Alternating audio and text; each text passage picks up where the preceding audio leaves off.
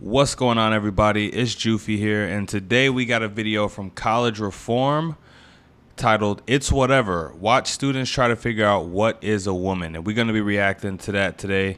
Let's see what these college students' answer is to that question. Now, before we start the video, don't forget to like, comment, share, subscribe. Now, let's get into it. Reform, and today we are at Georgia Tech to talk to students ahead of Matt Walsh's upcoming speech. Matt Walsh famously asked the question, "What is a woman?" And that's what we came to find out. How will students define what a woman is? Let's go find out.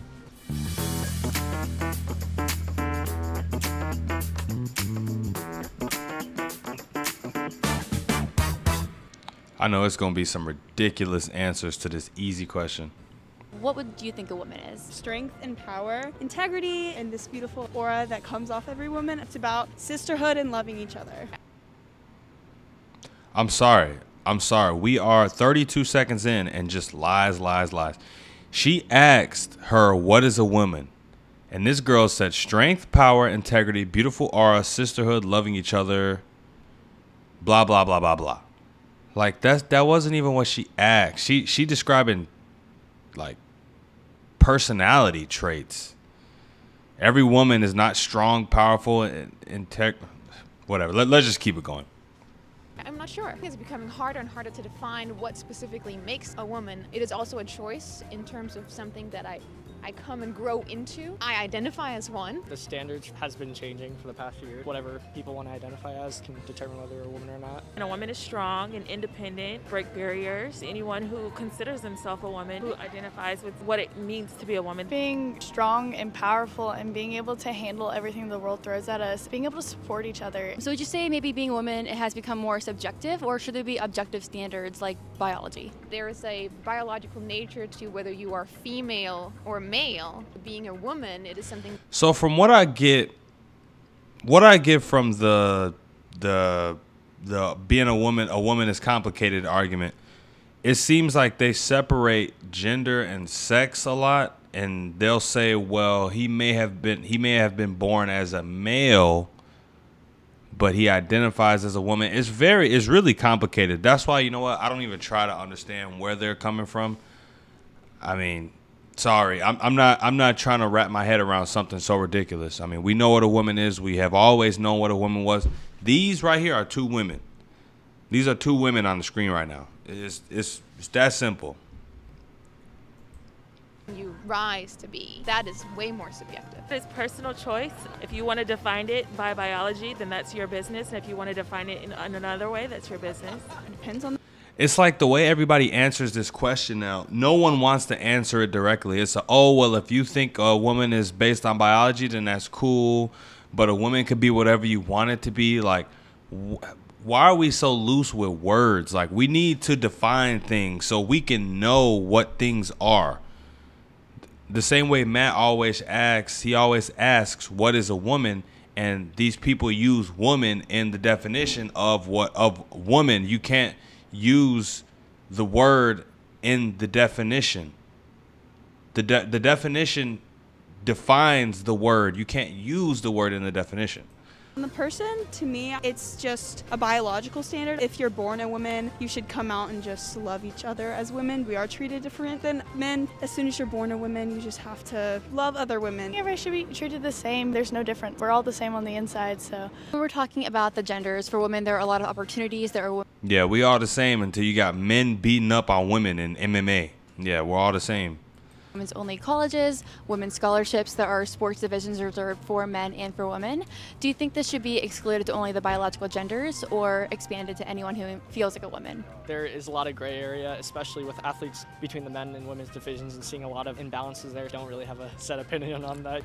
Look, my thing is you could believe whatever you want to believe, but that doesn't make it true. You could have whatever perception you want to have about anything, but that does not make it a fact.